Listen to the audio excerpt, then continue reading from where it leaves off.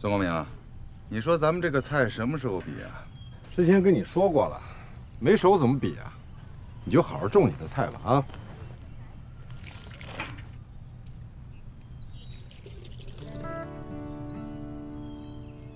二叔啊，哟，您什么时候来的呀？啊，来了一会儿了。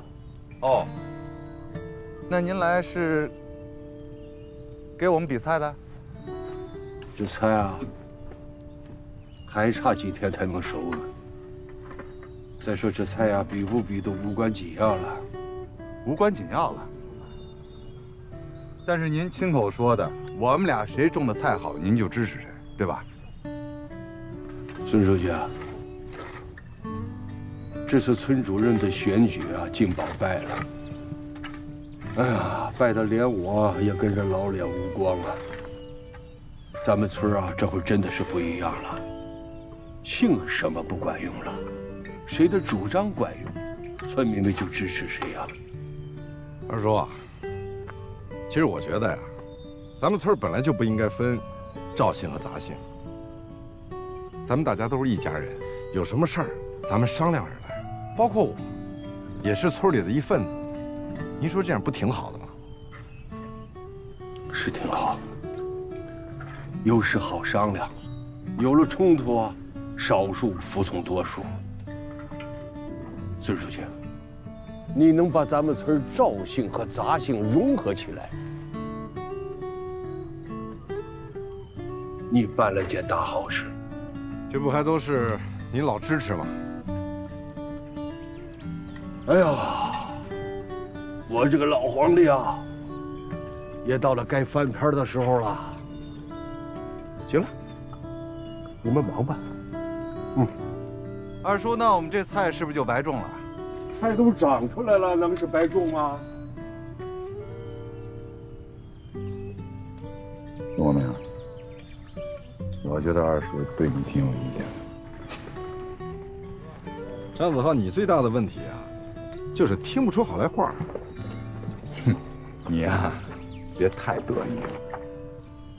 我还真不是得意，我就是觉得我这第一书记的工作呀，做的还行，做的确实不错。但是，我准备再跟你比试一下。还比什么呀？我正在筹备一个后石沟村改造论证会，邀请市里10几个部门的专家前来参与。啊，对了，我也准备请于书记、波荣前来指导。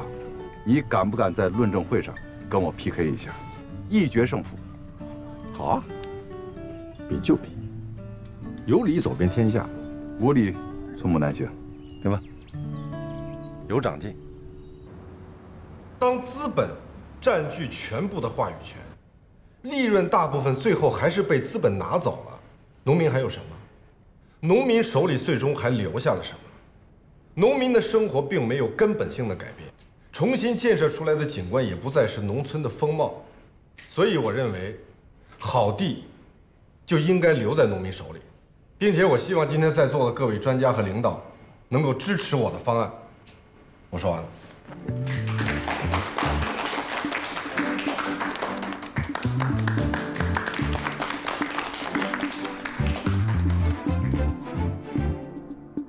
于书记啊，你讲几句吧。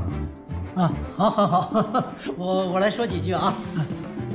不过今天呢，我不是以一个市委书记和决策者的身份，而是以一个参会者的身份，来跟张子浩跟孙光明提几个问题，好吧？可以。张总啊，你的现代化大农庄建成以后，那么后石沟村的村民，他们长久的安身立命的根本在哪里？首先，我们在租地的时候就已经付出了远远高于市场价格的高额租地费用。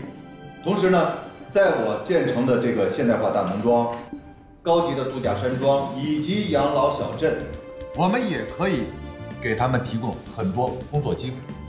张总，那么我想请问，在你的规划当中，你的核心竞争力在哪里？其实很简单，就是我的资金实力雄厚，我撑得起啊。当然了，还有最重要的一点就是，后石沟村和海清村，他们的自然条件，他们的风景之优美，是其他地方不可比拟的。于书记啊，这儿我想说一句，张总，你的这个方案本身就已经不可避免地破坏了后石沟村和海清村的自然环境。所以说，你以损害自己的核心竞争力来达到你最大限度的利润，这是自相矛盾的。对，你说的有道理，但是我怎么觉得你是在绕我呀？孙光明啊，你呀，先别得意啊。但是问题是，好土地留给农民了，如何增产？这是我要向你问的问题。于书记，各位专家领导，大家请看大屏幕。这右上角就是我们有机蔬菜的种植区，未来我们希望能够把它进一步扩大，包括左下角海清村100亩老茶园的面积，我们也想着继续增大，以增加2方面的产量。就这么说吧，张先生是希望我们把村子里的资产一把卖掉，而我的方案是在持有资产的基础上，持续产生利润，并为资产增值。我想说最关键的一点，我的这个规划方案从来没有想过去改变农村的乡貌样貌，而是希望能让后石沟村和海清村成为真正望得见山、看得见水、记得住乡愁的好地方。后石沟村在本届村民选举当中，以自己的选票支持我的想法，而且他们高票当选的村主任和村支书刘海棠也完全支持我的这个方案。我想，这是因为村民们他们想留住自己的土地和田园。我说完了。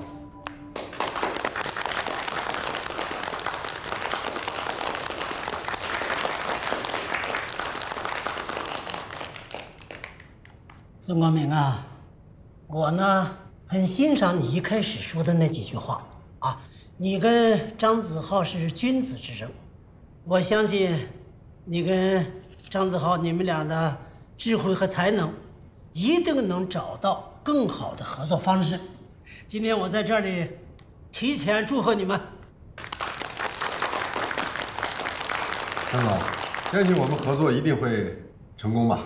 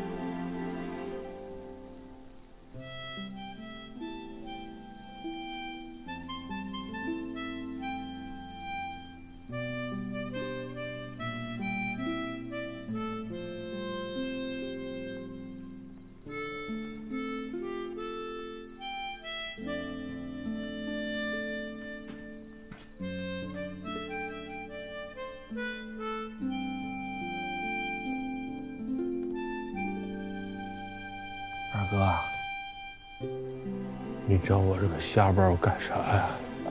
别，我才是瞎包呢，我错了。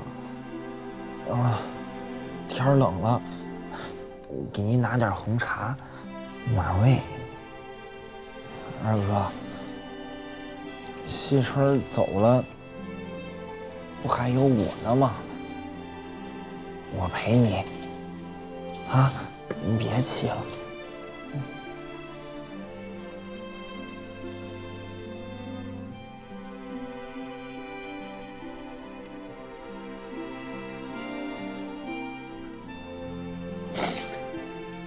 老弟啊，哎，钥匙不是配给你了吗？以后走大门，堂堂正正的多好啊！听您的。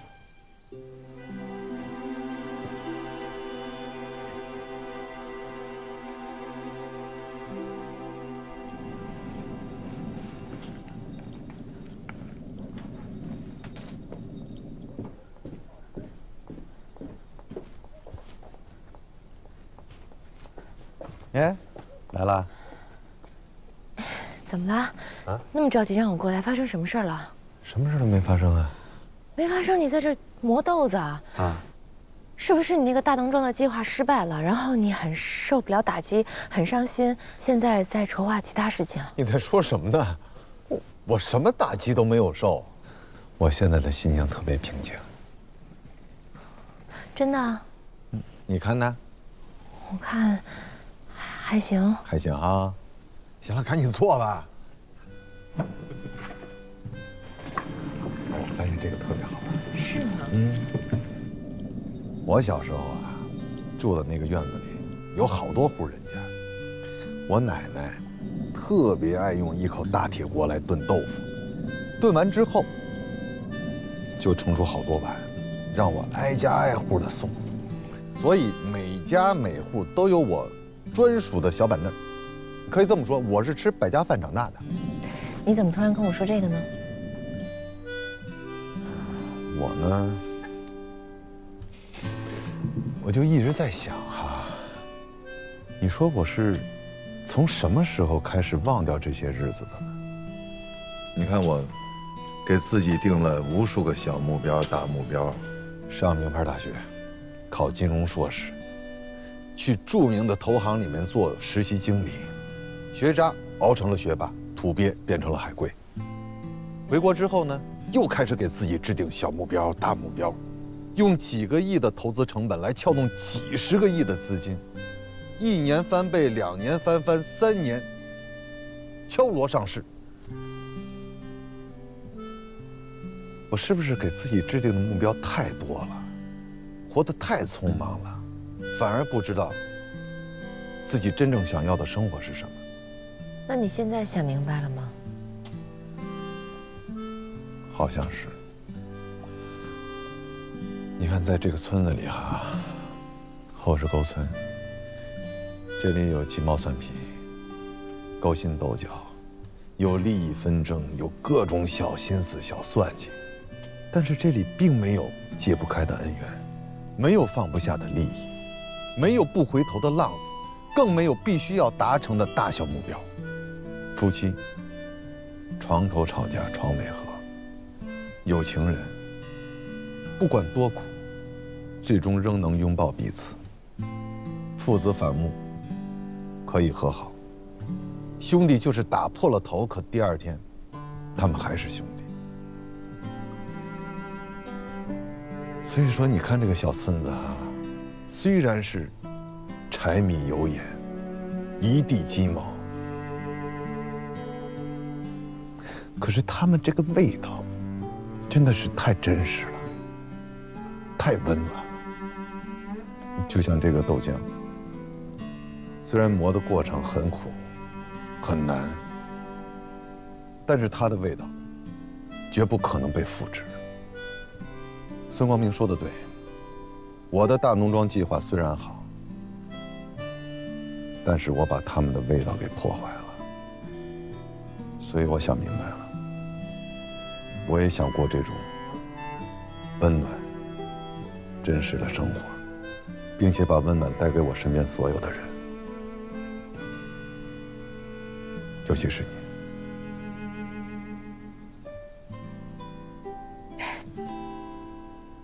其实我听你说过，最正经、最深沉的一次。哦。其实我怀疑过，你那个国外名牌大学毕业的硕士文凭是混出来的，但是现在看来不是了。他当然不是了。我告诉你，月兰，深沉是我的本色，那不正经，那都是我装的。所以啊，你就喜欢用那种什么来着？噱头。对，浅薄的噱头，来吸引大众的注意力。是的，是的，是的。但是我发誓啊，这种噱头我再也不弄了，没有意思。嗯。哎，对了，咱俩打个赌吧。什么呀？你猜猜我这个君子兰酒店“君子兰”这3个字是怎么来的？你要是猜对了，我给你们栏目再多投1000万。哎，不，5000万，怎么样？你看，你这就在弄噱头吧？哦，对，是哈。嗯。那行，那我就直接公布答案。其实特简单。哎，上初中的时候，我叫张小军，你叫岳小兰，所以是君子兰。我没别的意思，我就是想告诉你，虽然我在你这儿是隐身的，可是你一直在我心里。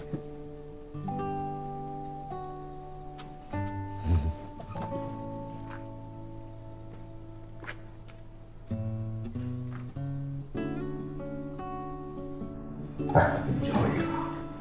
哎，你看这个，漂亮吧？啊。嗯，可以。哎，孙书记，来，品鉴一下，怎么样？在我们村的有机蔬菜里，算是中等品相。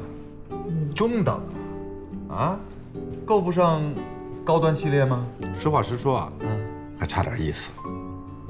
来，我给你看看这个，像我种的这个菜啊，在我们村的有机蔬菜里也就勉强能上。我觉得你这样不公平，你既当运动员又当裁判，你来，月兰、许唯一，你们说说。你什么眼神啊？这一看不就知道了？我怎么觉得差不多呢？你看这个，什么眼神呢？不是，我再挑一个啊，我这儿也有大的，哎，怎么样？你瞧瞧，再瞧瞧。啊，我这个小而精，他这个大而蠢嘛。你学校强词夺理。哎，孙大厨，这样行不行？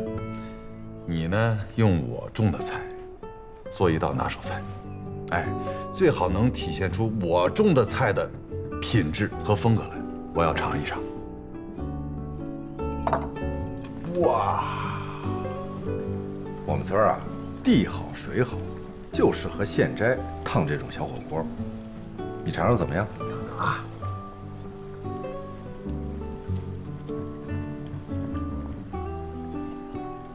怎么样？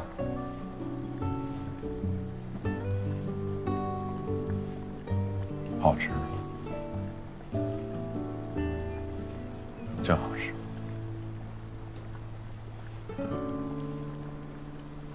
哎呀，我都被自己深深的感动了。那是因为啊，你从来就没吃过你自己种出来的东西。你说的对，吃自己种出来的菜，这种感觉是世界上所有的美味都无法比拟的。在后石沟村种菜的这段经历呢，还真是让我真正理解了什么叫民以食为天。我决定把投资给后石沟村的这笔钱，用来搞一个大型的生态农产品交易电商平台，严格准入门槛，主打各种生态、安全食材的交易。好，其实啊，这才是你的优势所在。而且平台的名字我都想好了，就叫大槐树。哎，那不行，哎，大槐树这3个字已经被我们后石沟村把商标给注册了。你要想用也行，你得给我们一笔冠名费，就当是给我们宋代主题园的赞助费了。哎，我说，孙光明，你说你一个文人，你什么时候变成奸商了呢？跟你学的，反正你也不差这点钱是吧？哎，行，我改啊，改。同时也欢迎你们的生态产品到我这儿来做交易，好不好？没问题呀，那就这么说定了。好。哎，我还有一件事必须要在后石沟村完成。你说。张子浩，你到底要干什么？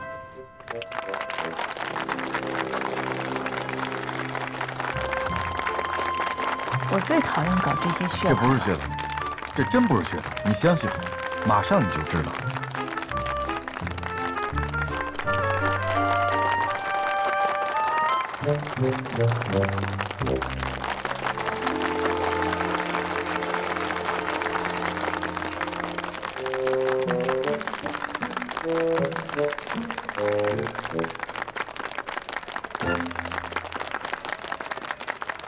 哎呀，这么多人都等着呢，你现在走合适吗？这样，你先看一下我给你准备的礼物，可以吗？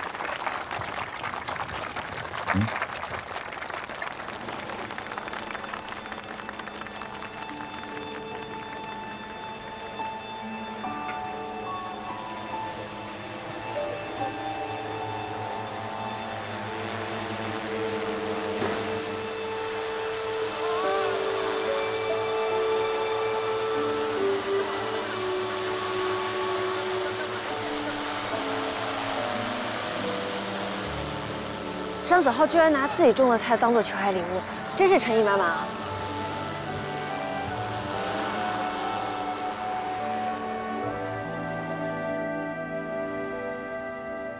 叶兰，其实我完全可以给你买一辆最昂贵的车，买最大的钻戒，甚至我可以给你买下一座城堡。但是我觉得那些东西不足以表达我对你的爱，所以呢，今天我要把我亲手种的菜献给你。这些菜呢，从菜籽开始，我就亲手亲脚地呵护它们。我听到过它们破茧而出的声音，也看到过它们从菜苗开始一点一点的成长。它们面对过缺失营养时的生长停滞，也经历过炎热干旱时的形象枯萎，但是它们全都坚持下来了。这些菜包含着他们的成长，也包含着我的，有我的汗水，也有我对很多事情看法的改变。但是最重要的，这里面有我对你的爱，所以我认为它才是我能够送给你的最好的求爱礼物。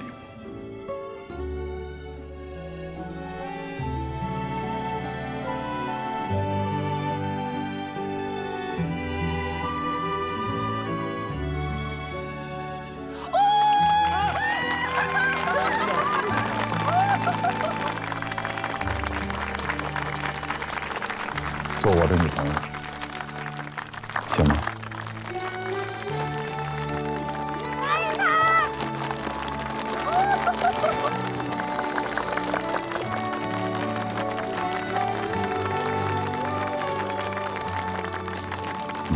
起来吧，起来呀！我都已经收了。菜你收了，人呢？你先多做菜。Yes。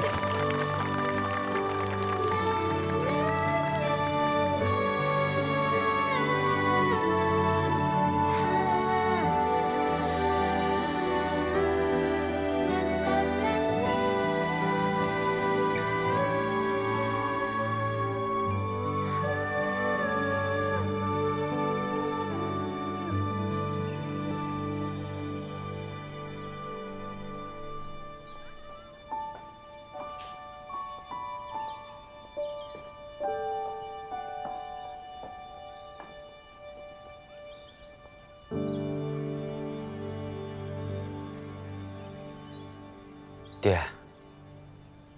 爹。回来了。回来了。还走啊？不走了。爹，我和清河刚从北京的医院回来，这次他是真的有了。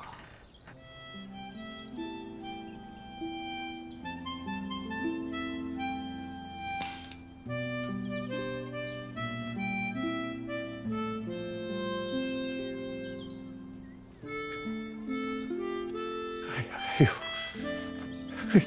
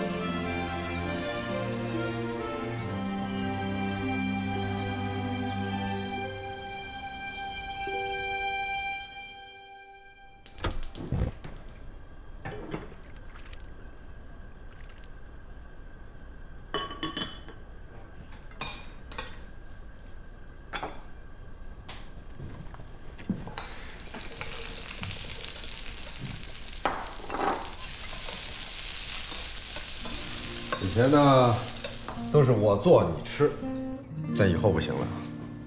餐饮啊，是咱们谷仓民俗当中非常重要的一项，所以从现在开始，你就必须要开始学做饭了。领导，我发誓啊，我真的学不会做饭的。只要认真学，没有什么是学不会的。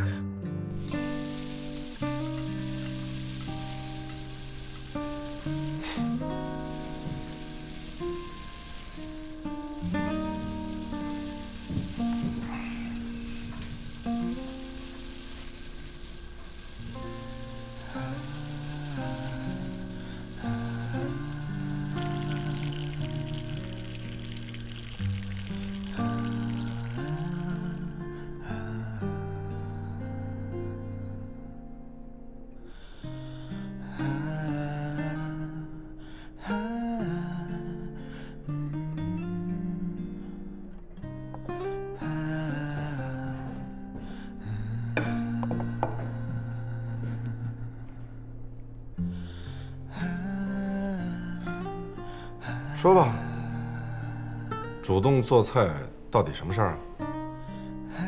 师傅，怎么突然改口叫师傅了？我今天就想叫你师傅。我的厨艺是你亲手教的，我要你今天每道菜都认认真真的尝尝，像美食大赛当评委一样。我想知道我用心做的菜究竟是一个什么水平。好。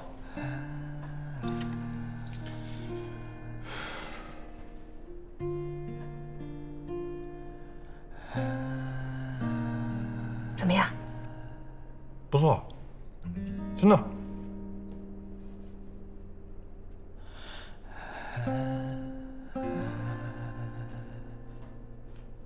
不错，出师了。师傅，我来了这么久，被你打击的不止上万次，每次都是遍体鳞伤。我终于等到评价最高的一次了。哪有那么夸张？说吧。为什么做这么一桌菜？师傅，我要走了。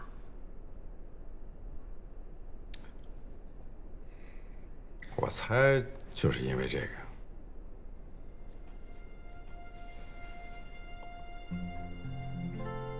个。后边工作找到了？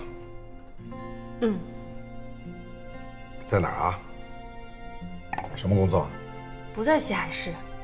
每次我和张子浩打游戏的时候，他都被我 KO，他觉得我有做电竞主持人的天赋，就把我介绍去了北京的一家游戏平台。北京？嗯。哦，北京有点远啊。他们已经把工作合同发过来了，愿意高薪聘请我。嗯。所以这次我真的要走了，走很远。师傅，你会为我高兴吗？当然，我当然为你高兴啊。你不是一直说吗？需要找到一个更大、更宽阔的舞台，去追逐自己的梦想。恭喜，恭喜你可以去追逐自己的梦想了，而且还是这么好的一个机会，是吧？但是你这次可千万要把握住，别再搞砸了啊！这次我肯定不会搞砸。师傅，你带了我这么久，教了我这么久，让我早起晨跑，让我从淘米开始学厨艺，让我事无巨细的来管理谷仓，让我学会了敬业、忍耐、自律。我想，这一次肯定不会搞砸的。我过去也许对你确实有点过于严厉了。到了北京以后啊，就把师傅这些不好都忘了吧。师傅虽然严厉，但是对我一直都很好啊，帮我付了修车费，帮我还了贷款，还保住了我心爱的车。师傅的严厉啊，是我人生中最重要的一课。今后无论到了哪儿，我都不会忘了教我如何面对人生的人。说你出师，真出师了。别光说，哎，自己做了半天菜，自己也尝尝自己的手艺。如果这汤啊，要是再能80分以上，说不定还可以开个店了。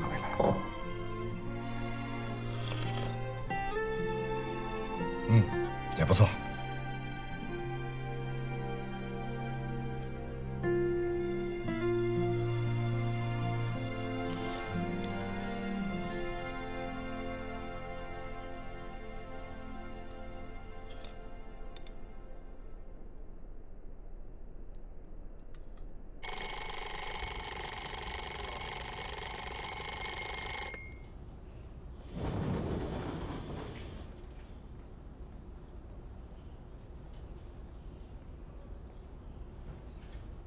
薛一，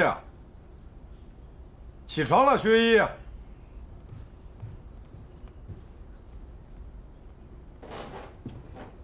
薛一，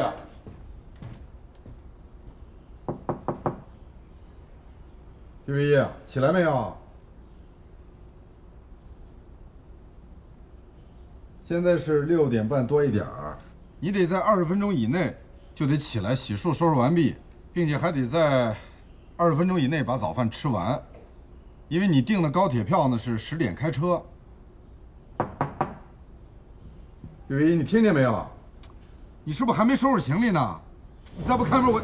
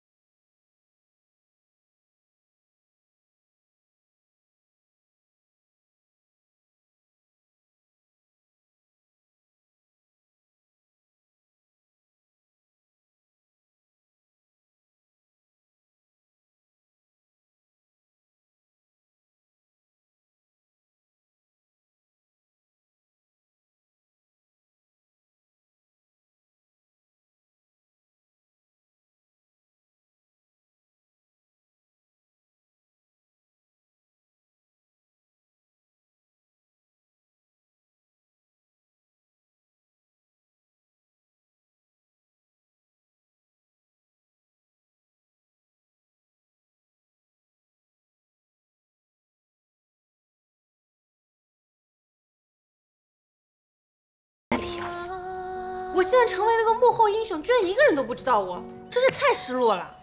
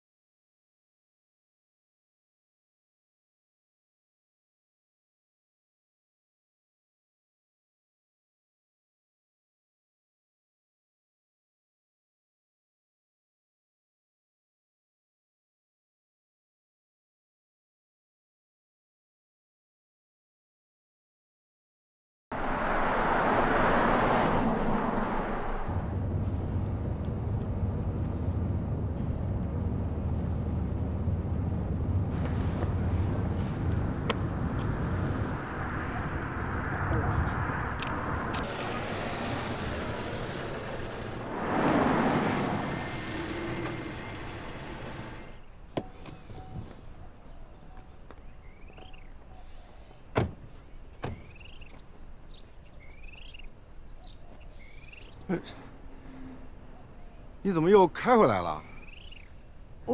我突然想起来，我走得太急，把姥姥落在村里了。哦。你呢？你去哪儿？你去市里啊？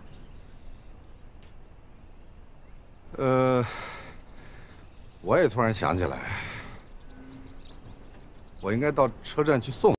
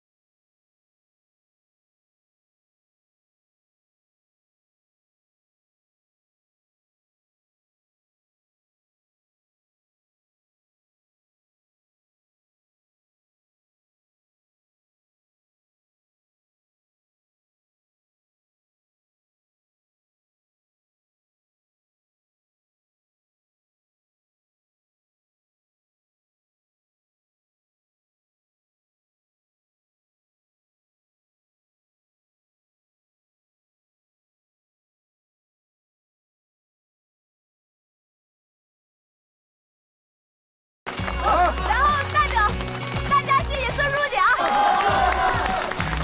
谢谢大家，谢谢大家。